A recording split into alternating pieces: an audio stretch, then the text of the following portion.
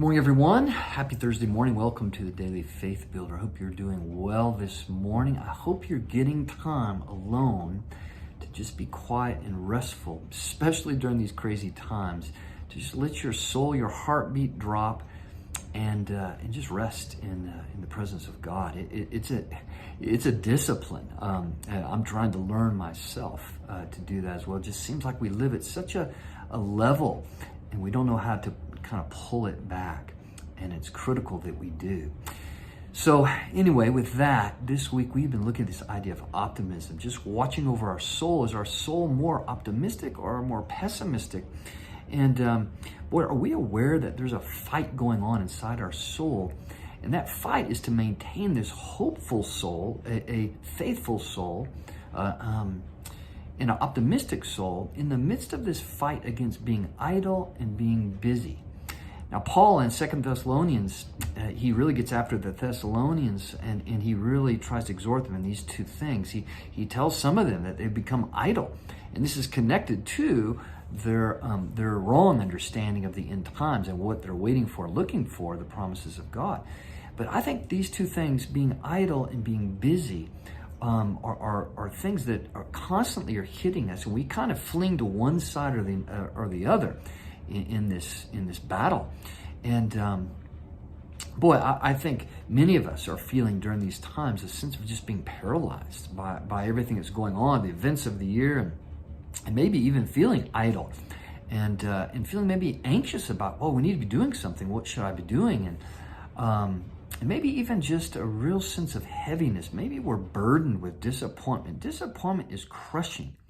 And boy, it really takes some gospel work in our soul to set us free from that disappointment and set us free from being idle, as well as setting us free from being busybodies.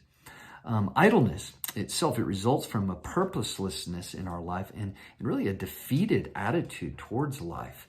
And then we just become idle. We just kind of give in to life. We take kind of a defeated view of life and we become idle. And this can happen subtly but powerfully.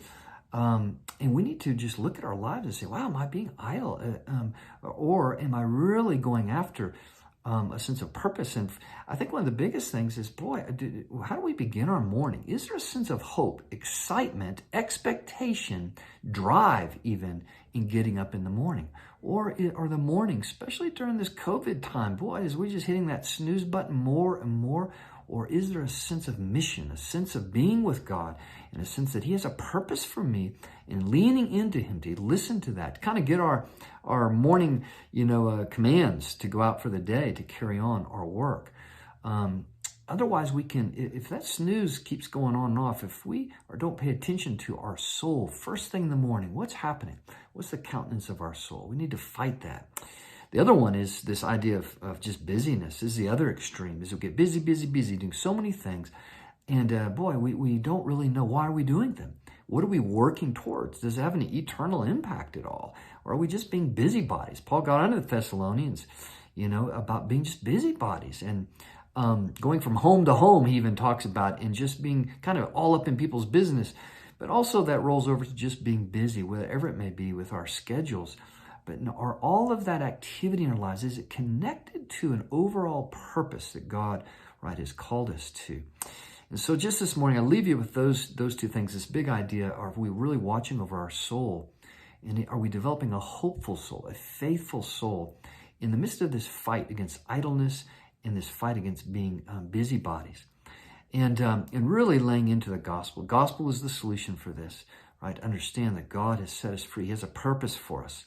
And He wants to come and empower us with His Holy Spirit. So I hope that encourages you this morning. God bless.